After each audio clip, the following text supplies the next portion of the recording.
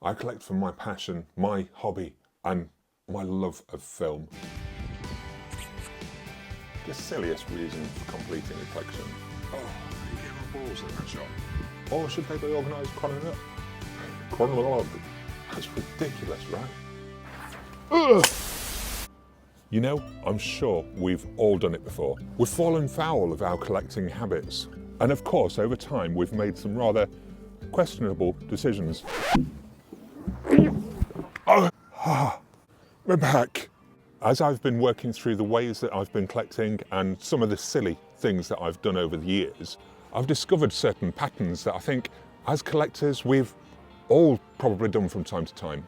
So, here's a non-exhaustive list at all the crazy, silly, insane collecting habits that I'm sure we've all done. The still sealed movie. Now, I'm sure that we've all got a good percentage of movies that sit in our collection in this sort of state.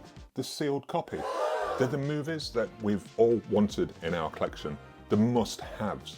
But with everything else that's coming along, there's just not been enough time to pull them from your shelves and actually watch them.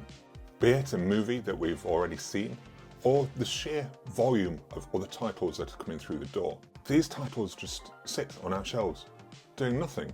And it makes me consider, was there a good solid reason to actually pick this up then and there, when it hasn't even been used for months or years? The fear of missing out fills my shelf with plastic wrap.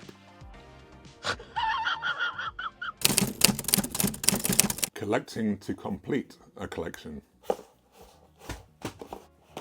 We all love our collections and want them to be the best that they can be, but sometimes we fall into a trap. The trap of completing a collection with all of its movies, even though we sometimes don't like one of the movies that's a part of that collection. This completing a collection can come in many forms.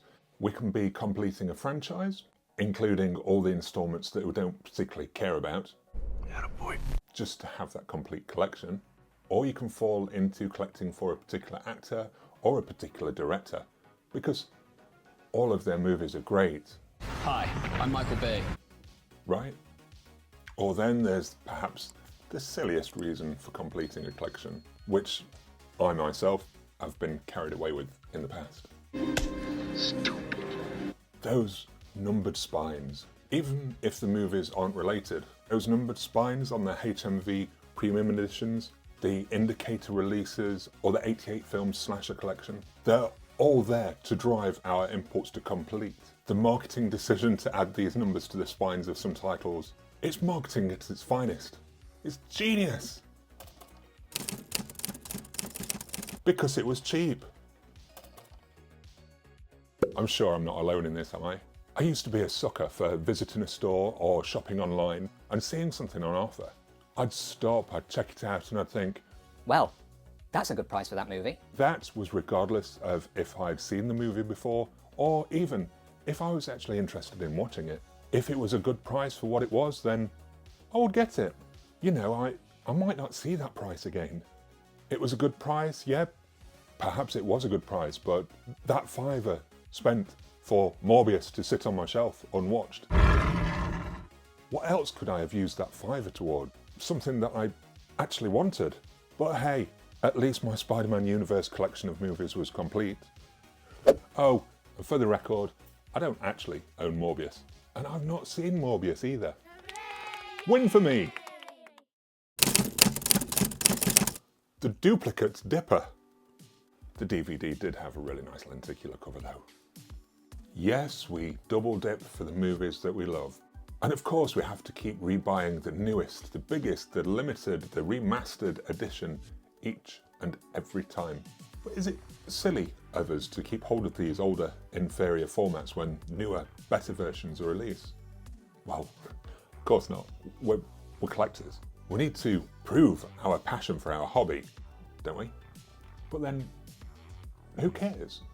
I perhaps might post about it on social media and get a few random people commenting on it, but none of my family care. Is anyone else out there interested in what copies of what films I have at home?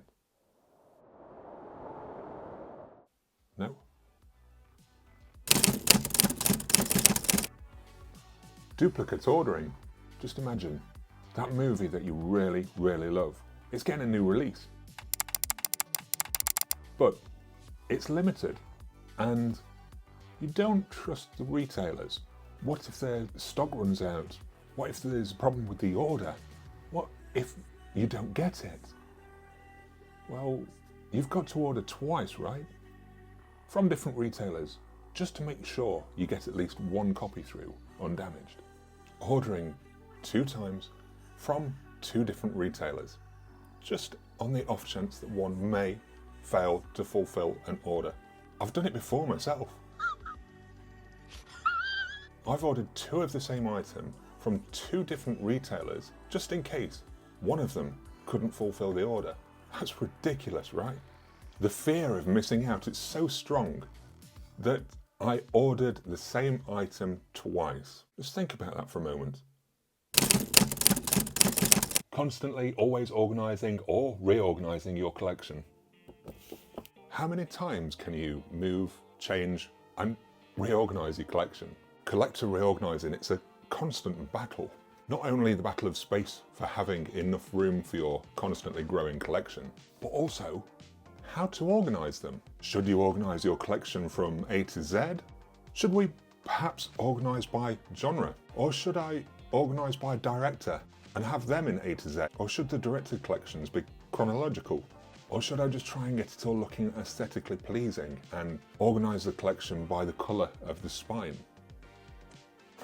So many times my discs are off and on the shelves as I try and reorganise and make sense of my collection. It's a constant battle. I'm always changing my mind. I'm sure all of you out there have your own unique way of organising a collection, but mine's forever changing. The collector mindset, it has so many nuances. It's sometimes hard to make sense of any of our ridiculous behaviours when it comes to collecting. As I'm going through this process, there's one thing I'd like you to consider. That's besides a like and a subscribe. Who are you collecting for? Are you collecting for the groups that you're in socially? Or are you collecting for yourself? I've started to consider this myself a little more recently and it has changed my collecting habits. I now pull back from trying to collect to impress others because, let's face it, no one really cares that much about your collection apart from you. I collect for me. I collect for my passion, my hobby, and my love of film.